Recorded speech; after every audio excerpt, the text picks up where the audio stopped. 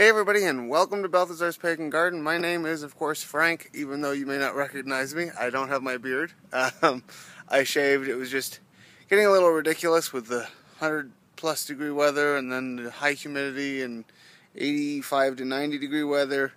I just got a little bit hot, so I decided to shave. I'm going to grow it back, but it's nice to refresh every once in a while, I think. I just figured I'd take you outside today and show you an update of the garden while my dinner is cooking inside. And I also wanted to take a second and talk to you about the Bountiful Baskets program that I just participated in this weekend. Very, very interesting. So first, let me take you on a walk around the garden and show you what's been going on here, and then we'll get into the Bountiful Baskets. Things are finally starting to turn around here in Balthazar's Pagan Garden, and let me take you on a short tour of what I've got going and show you what I've discovered and things that I've found out about the way my garden grows. Okay, so these are Project Pepper mostly. See all the pepper plants, and they're actually starting to come into their own. I'm actually very, very happy with the way these are looking. Some of them are exceptionally nice looking plants in my opinion, like this guy here. Small bit of leaf curl on some of the older leaves. I don't know if that's just over water or what, but other than that, plant structure is great. It's nice and open. Pruning it back when I did before I brought it outside seemed to really help. The plant has good strong stem, and I'm hoping it'll soon start putting out flowers. Then we have another end of the spectrum, which is this guy. This is, let's take a look. I don't know if you can read that. It says PP Must H. That's our mustard habanero. I don't know what these are supposed to look like for the plants, but this guy is short. He is stocky. He is really, really full of leaves. He's just doing awesome. And right next door, in the same square, I planted a nasturtium. I wanted to grow these as an understory, sort of, but this guy is really tiny, so I don't know if he even needs an understory. And not all of my nasturtiums came up. We've got this. This is the Corno di Toro Rosso, Italian red horned pepper. It's great for grilling according to what I was reading. And look at all these flower buds I've got going. I mean, look at this. Look at this. Get my hand out of the way. I don't know if you can see that. See? And up here, I've got some more. Now, I've got tons of flower buds all over this guy. Right on the top there. So I'm looking forward to getting some of those peppers. Here's the most deadly of my pepper plants, and even it is showing signs of extreme growth. I think they're outside of their rooting phase, and they're starting to fill out on top, which is really cool. I mean, all of them are looking great. I mean, this one here, look at this one. This one has a nasturtium down below. It is a, the name. This is the Project Pepper Baran. And it's a Polish pepper. It's a very sweet pepper that's kind of horn-shaped. But you'll notice that there are some things that don't really match.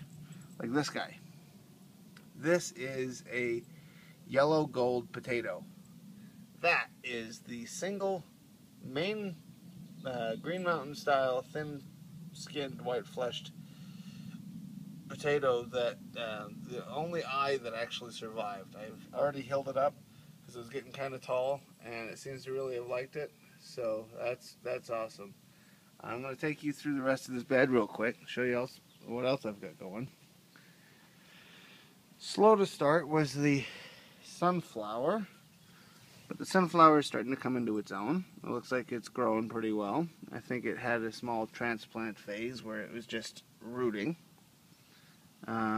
The corn, still not very tall. I'm hoping I get something out of it by the end of the year. But it's looking nice. It's getting pretty big, at least bigger. More peppers from this side. This one here decided it wanted to grow on its side. I've tried propping it up. I've tried doing everything I can. It just does not want to grow anywhere but on its side. So I'll let it do that. Here's the tobacco plant, the one survivor. This tobacco plant came from that microscopic little seed that I could fit 100 of on the end of my finger. And it came from that. And it's now this. It's going to get really tall according to what Praxis did, and I got these seeds from Ray over on the Praxis 55712 channel. But I had some empty spots. So, planted some marigold seeds. They should flower before the end of the year, and hopefully become a permanent mainstay in the Balthazar Pagan Garden. We have broccoli starting to come up for the fall garden. I planted broccoli in these 3 squares. I do not see sprouts in the other ones yet, but I do see that one. Now, here's the reason I like square foot gardens, because I can concentrate on a square foot at a time, pluck my weeds out, now that I just noticed those. Alright, let's take a walk around the other bed, because the other bed is turning out to be a huge success. Huge success. Here we are at bed number 2. This is the pure compost bed. And scarlet runner beans there. And the bigger bean plant in here is also scarlet runner beans. I have finally actually got 2 to come up. I thought I only had 1, but this one sprouted because I buried the seed because it hadn't sprouted in a long time and it looked cracked and broken. These little guys here are black beans. They're the children of the black bean I grew in the grow room that actually threw off some seeds. This is Daniel's row. He's growing. He's got cantaloupe. I think this is the order. Yeah, cantaloupe, watermelon, carrots, which haven't really done anything, and I have a sprout that's definitely not carrot in there. I don't know what that is. And then that's supposed to be pepper, but something came up and I'm thinking it might be pumpkin. We've got 2 kinds of cucumbers. They're all coming up real nice. We've got beets coming up. I don't remember what I put here. Apparently I don't have anything growing there, so that'll be interesting. I've got radishes. This is the long scarlets, and those are the white tip sparklers. And that pile of radish sprouts are just from me thinning. And then the tomatoes. I don't have very many tomatoes left, but the tomatoes I have left are really starting to do well. We got that one, and that one, and that one, and that one, and I don't remember what any of the varieties are because the names got lost, except for this one still has a little sign, and that's supposedly a microtom, so interesting. It seems to survive. We have more potatoes coming up here. Most of the empties in this half of the bed have potatoes in them, but they're not all sprouting yet.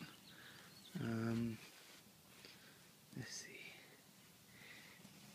This here is a weed. It's a wild geranium sprout. I just pull them out and I set them on the dirt. You know why? Because it acts as a good mulch. Spread these out. Okay, it breaks down and it feeds the soil, so yay. That, I think, is definitely a pumpkin. Those are watermelon, maybe. You know, we'll find out what they all are when they fruit. I know that they're something. They're one of those ones. Now the carrots, I don't know what's going on. I've got cosmic purples, or Daniel has cosmic purples, and he's got some, actually no, the rain that we just got must have done some good work, because he's got little sprouts coming in. He'll be happy. That's cool. We don't have a pepper sprout here though. We do have this, which I think is pumpkin. Not 100% sure, but I think that's a pumpkin leaf.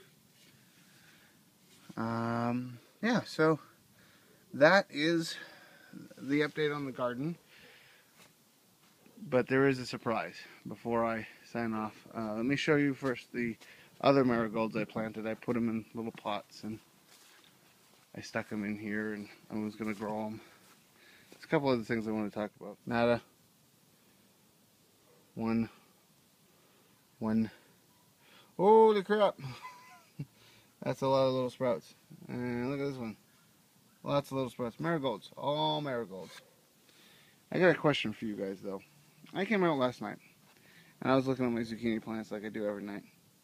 And the back corner of this plant was just decimated. I have no idea what happened to it, but the leaves were snapped off, and some of the leaves were missing and chewed on. I checked it over for pests. No pests. Some of my squashes that were going, my zucchinis that were actually coming on, fell off and then were taken off the plant. Some were just missing. This one here is fine. So it touched this plant. Didn't touch this plant. I don't know what did it. But let me go ahead and show you the surprise. This is the thing that I'm really happy about. Alright, Old Faithful. This pink brandywine tomato plant. Been treating me good. It's been growing well. Hasn't fruited at all. Wait, what is that? What is that? Is that a small tomato? The first food I've successfully grown. Wow. That's cool. I've got a tomato. It's a pink brandywine.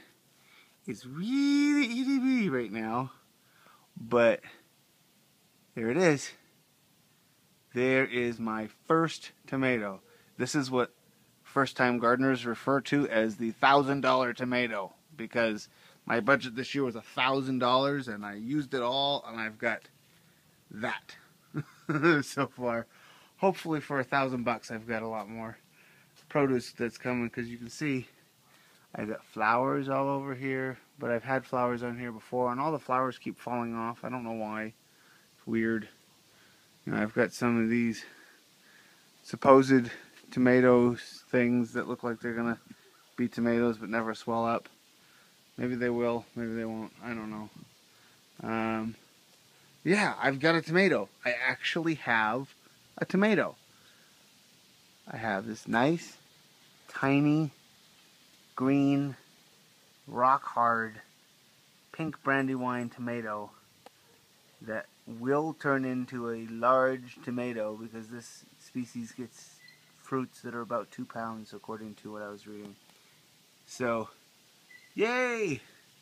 And I don't use pesticides, and I don't use chemicals, and I don't use anything. I just stick it in the ground and I let it do its thing, because I don't believe in using chemicals or anything else. So that's awesome. I've got some black beans growing in here because I do buy into the companion planting.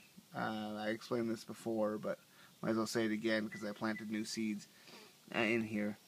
These black beans are part of the bean family. The bean family is notorious for just dumping nitrogen into the soil, which the plant needs. It needs nitrogen. It has to have nitrogen so that it can grow. So I just stuck the beans in there and let them grow and let them do their thing. I collect what I can out of them, but it's not really there for that. It's there for the nitrogen. So that is that. As far as the garden is concerned, quick pan. Balthazar's Pagan Garden with all the new growth, hopefully productive growth, because it is kind of late in the season. But okay, so that was Balthazar's Pagan Garden, the tour of the garden part. Now, I posted on Facebook, a long time ago now, several months probably, that I was going to start doing this Bountiful basket thing. But budget hasn't really allowed for me to order anything out of there yet, and so I haven't done it. Well, this past weekend, or technically Monday last week, I put in my order, and I went and picked up the basket. They told me the quality of the organic basket, because I'm obviously, if I'm going to do this, I'm going to do the organics, because I don't like commercially grown stuff. So I ordered the organic basket. I ordered 5 loaves of bread. I ordered a 25-pound box of peaches. I had to pay a $3 charge for the first time that I've done this, because they buy laundry baskets to put everybody's stuff in, and I had to pay for the laundry basket basically. But I got that, and I went there.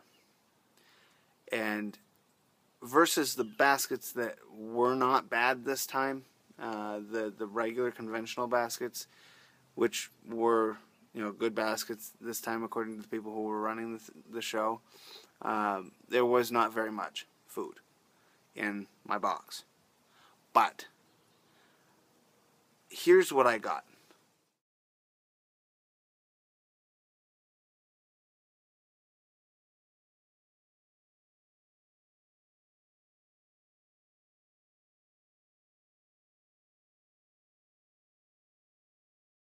As you can see, I have all kinds of food. I've got bread, I've got fruits, I've got vegetables, I've got kale and broccoli and 2 types of lettuce and all kinds of stuff. I got tons of stuff from this box. $58. All of that was $58. Not too shabby, even with the basket being bad. Next time I do it, I'm hoping to see an improvement and see more produce, more fruits, more than anything else. I got a couple of melons and I got like 3 apples and a peach for it. But hopefully I'll see more produce. But Bountiful Baskets is amazing. Great people, great produce. So far, everything I've eaten, I've liked. Even the zucchini, which I don't actually like zucchini. I'm growing the one in the yard for my wife. So great produce, and a lot of it, which is really cool. $58 for what I just showed you would normally run good $100, $125, $130 in my regular grocery store. So very cool, very, very cool. But I gotta go because I gotta check on dinner and make sure dinner is done. But it's been great, visiting with you. I'm glad I could show you the garden update. Thank you very much for sticking with Balthazar's Pagan Garden. Being in school and being less than a year away from the end, it's getting kind of tough. But I'm pushing through, and maybe at some point I will have programs for my viewers, like apps and stuff. But who knows? But yeah, this has been Balthazar's Pagan Garden. Thank you very much for stopping by, and happy growing.